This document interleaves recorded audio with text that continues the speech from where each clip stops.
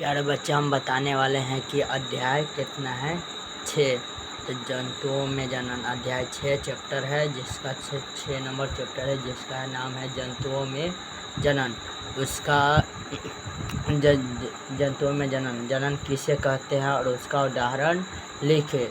जनन जिसका अपना पैदा लेता है, जैसे इसका आंसर है अपने जैसा संतान को पैदा करना ही प्रजनन कहलाता है। जैसे जंतुओं और संतति मतलब कि संतति मतलब बच्चे होता है, और जंतु मतलब कि मनुष्य जानवर उनवर होते हैं।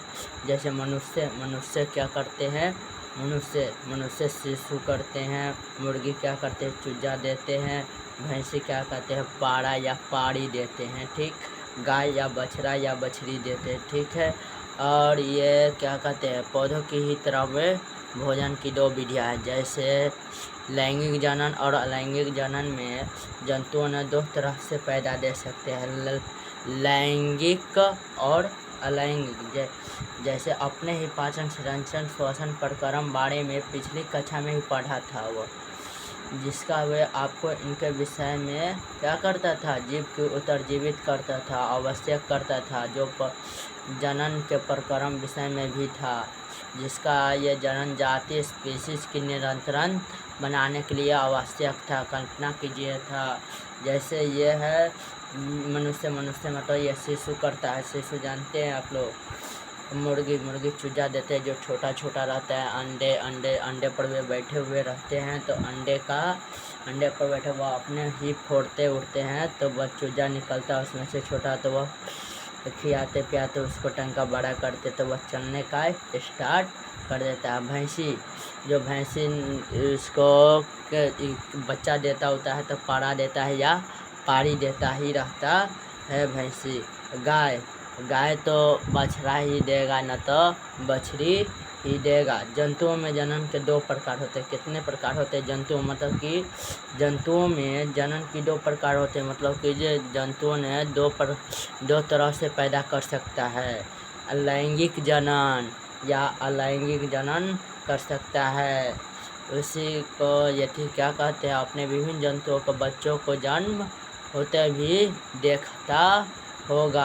आप बात क्या कहते हैं, चूजे और इल्ली कैटरपिलर मतलब कि किस प्रकार के जन्म लेते होंगे।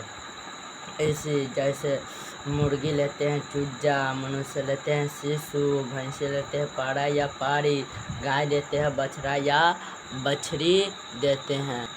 आगे हैं जो पौधे में जनन करने वाला नर और मादा जनगणना मतलब कि भाग होते हैं। इससे भाग लेते होते हैं पौधों ने नर और मादा ही लेते हैं। विभिन्न जनन अंग होते हैं, जो पौधा की तरह जंतु भी नर और मादा भाग लेते रहते हैं। जैसे लैंगिक भी 2 तरह के भी होता है, 2 तरह से भी पैदा कर सकता है। लैंगिक जनन में भी कर सकता है या अलैंगिक जनन में भी कर सकता है। इस प्रकार जनन को जिसमें नर तथा मादा युग्मक के संलयन होते हैं तो क्या कहलाते हैं, लैंगिक जनन कहलाते हैं। और मनुष्य में जनन भागों का पता लगाते हैं तो जनन प्रक्रम को क्या कहलाते हैं, अलैंगिक जनन कहलाता है। आज इतना ही रहने देते हैं और कल आगे चलेंगे। आप लोग अच्छा से पढ़िए और क्या करिए, समझिए और कॉपी में उतारिए अच्छा से, समझे। ठीक है, और कल के क्लास में आगे पढ़ते हैं।